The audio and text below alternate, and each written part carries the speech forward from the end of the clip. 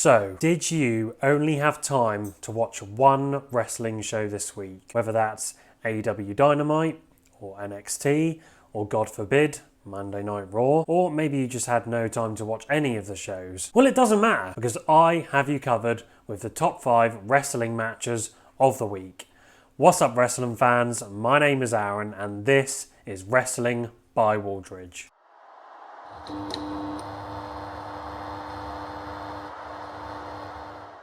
I hope everyone is enjoying their weekend, and as always, if you're new here, welcome to the channel. You can follow me on Twitter at WrestlingByW, and if you enjoy this video, please leave a like, give it a share, hit the notification bell to be notified when I release new videos, and subscribe. I'm now on the road to 250 subscribers after recently surpassing 200 subscribers.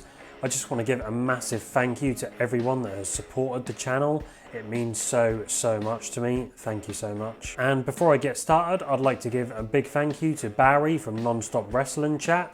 I recently did one of his podcasts and it was a lot of fun. We just chatted a load of stuff about wrestling, what we liked and what we don't like about it. So yeah, make sure you check out that video and make sure you subscribe to Barry's channel on Nonstop Wrestling Chat. He makes really easily digestible content, daily as well. It's great stuff, so yeah, check it out. So first up, we had a 6-man scramble match over on Impact between ELP, TJP, PT Williams, AC Romero, Ace Austin and Rohit Raju for the #1 contendership to face Josh Alexander for the X Division Championship at Under Siege. And it is great to see ELP in Impact. I'm a big fan of his work in New Japan, so it will be great to see how he does. Now, there wasn't much of a story in this match besides each man looking to outperform and outsmart his opponents. However, I'm a big fan of how well Impact always books these multi-man matches. The pace is lightning quick and each wrestler always has a chance to shine, and this match was no different. ELP was particularly a highlight in this match as he managed to pick up the win with some excellent displays of balance and athleticism. The spot of the match saw him hit PT Williams with a Death Valley driver from the top rope, not from the top turnbuckle, from the top rope onto the other wrestlers on the outside of the ring. Incredible spot. The selling was fine by everybody, and I really enjoyed the psychology at the beginning of the match where everyone ganged up on AC Romero as the biggest opponent. Smart work by everybody, and it would have been great to see this match get an extra 5 or 10 minutes, but it was a really fun match to watch.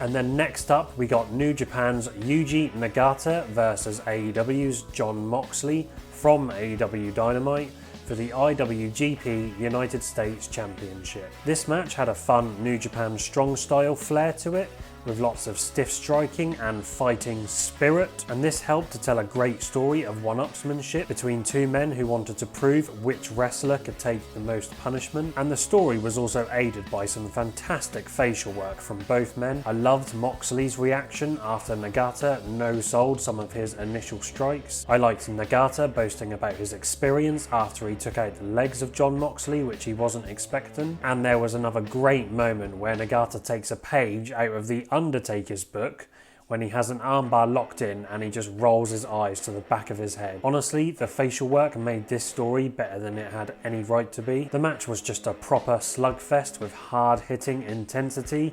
It was nicely paced and the selling was decent, and after a lot of good back and forth, Moxley eventually weakened Nagata to the point where he hits a paradigm shift to pick up the victory and retain the United States title. For me, Nagata is easily the best dad in New Japan. He can still go, and he certainly proved that here. A very fun match, and I loved the respect shown by Moxley after the match.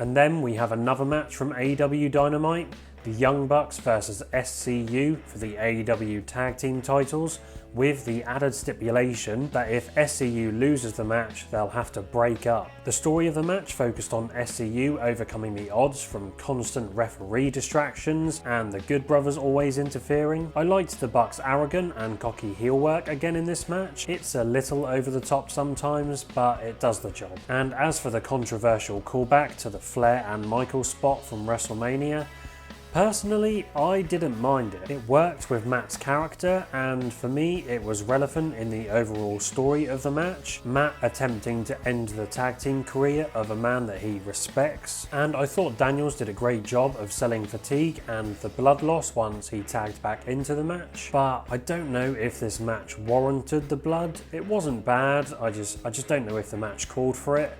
But then again, there is the rumour that Daniels was just busted open the hard way, so if that is the case, then fair enough. However, I thought there were some awesome near falls by both teams towards the end of this match. It really built up the drama nicely for the finish, where the Bucks were able to overcome their resilient opponents with a BTE trigger onto Daniels to pick up the victory. It's a shame to see SCU break up, as their tag team work is exceptional.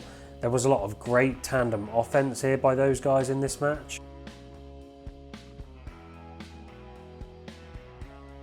But next up, we complete the trifecta of AEW matches as we saw a match between Miro and Darby Allin for the TNT Championship. Miro viciously assaulted Darby before the bell rang, which set up an excellent story of Darby as the consummate underdog fighting an uphill battle. I think Darby makes for a fantastic babyface. He's definitely not cookie cutter. He has an edge to him, and it's very easy to get behind his character. And speaking of which, I thought Miro's character work was great too. Lots of intense facial expressions and aggression. And I thought this match was extremely well paced. Miro constantly looked to slow the pace of the match down, which allowed Darby to sell, which he did an amazing job of doing. The pace would then quicken for Darby's comeback spots before slowing down again, and then it would reach a crescendo for the finish. I loved the segment where Darby and Sting acknowledged each other with a fist bump.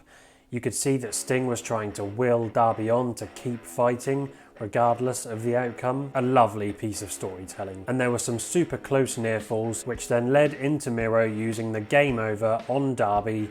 Darby was then rendered unconscious, which means Miro is the new TNT champion. This was a very good match. However, whilst I thought the psychology on the show by both wrestlers was brilliant, my biggest gripe with this match was the refereeing. Again, it might not bother everybody, but for me, when the rules aren't adhered to, when a referee doesn't count for the 10, it does take me out of the match a little bit. And then we saw a 2 out of 3 falls match from NXT between Kushida and Santos Escobar for the Cruiserweight Championship. The match told a great story of Escobar executing a smart game plan of attacking the neck and the chest area of Kushida, whilst Kushida targeted the left arm of Escobar with constant hoverboard lock attempts, and Escobar's game plan proved to be very effective as he dominated the early opening stages of this match, which allowed him to pick up the first pinfall. But Kushida immediately evened things out by making Santos tap to an armbar, which ignited his comeback. I thought Escobar did an excellent job with his selling of his left arm. He constantly nursed it for the rest of the match after Kushida started targeting it. Kushida's technical work was incredible, and Escobar is certainly no slouch either, with great submission work by both men. For instance, I always love it when Kushida transitions into the hoverboard lock from the top rope, and there was an awesome story beat where Kushida attempts the pinning combination, which won him the Cruiserweight title against Escobar, and this all preceded a finish that I really enjoyed. Like we've seen before from Kushida, he traps Escobar's injured arm behind his back. He then hits a suplex, so the arm is trapped on the landing, and this time he managed to pick up the victory with that move. It might be an underwhelming finish for some, but for me it's an exclamation point onto the story, and it's a great piece of psychology. And that is my top 5 wrestling matches of the week. Yeah, there was some good wrestling this week, And honestly, I think you could make an argument for any of the top 4 matches to be the number 1. But let me know your thoughts in the comment section down below.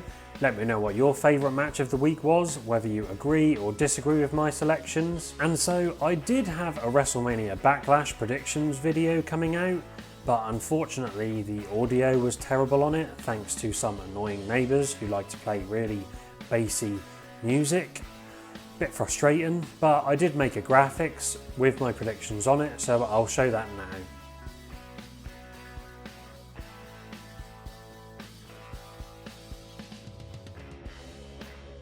Again everyone, if you enjoyed this video, please leave a like, give it a share, hit that subscribe button. I hope you all have a great rest of the weekend, guys. I hope you enjoyed Under Siege, and I hope you enjoy WrestleMania Backlash. I'll be reviewing WrestleMania Backlash on Monday hopefully, so I shall see you guys then. Bye bye.